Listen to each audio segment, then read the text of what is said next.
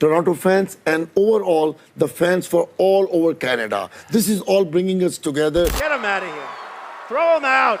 As I stand before you today, what do you see?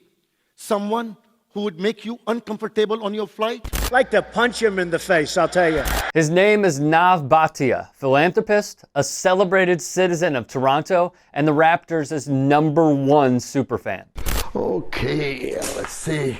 They're wearing the white one today, so let me put this on. Though for Bhatia, it wasn't always super. In '84, I came to Toronto where the anti-sikh riots were happening in India, he said. The carnage of 1984 is perhaps the worst human tragedy India has faced. The riots in India killed 8,000 Sikhs. Mobs walked the streets, gang raping Sikh women, murdering Sikh men, and burning down Sikh homes, businesses, and gurdwaras. Law enforcement and government officials participated in the massacres. I was lucky enough to get a visa, he said, and as a family, we came here. I'm a mechanical engineer by education, but at that time, nobody wanted a guy with a turban and a beard. Hello everyone. After his first job as a landscaper, he estimates he interviewed 300 times before this. We are the #1 volume dealer in Ontario, winner of many awards. You can come for all those reasons, or just come and see me now.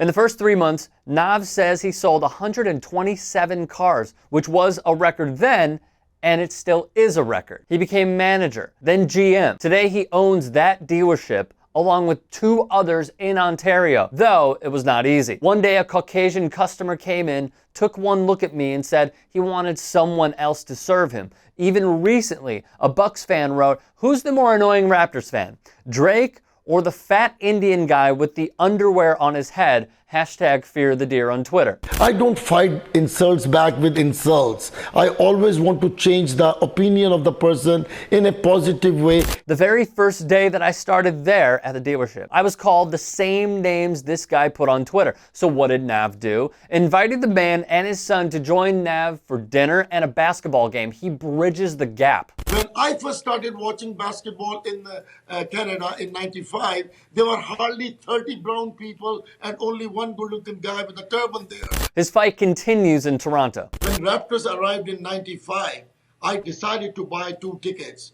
And I said, I'm going to try out this game. I got addicted to this game. He has never missed a home game and spends more than $300,000 per year on tickets. His love of the Raptors beginning in 1995. His goal is to unite people of all ages and backgrounds through the game of basketball. He also has a nonprofit foundation that raises money to build basketball courts and camps for kids in Canada and around the world. He has bought 3,000 tickets to bring young Sikhs and all the other people in the community to the game of basketball so they don't have to go through what he went through. That's how my passion started to integrate the community. What he demands is inclusivity, microcosmic of Toronto. Other countries might be richer, but they're not richer in mannerisms, politeness, or looking after each other. And the country south of us has a lot to learn. If you'd like to hear more thought-provoking content like TYT Sports on Facebook and to help in my journey to keep media independent, go to tyt.com/Rick.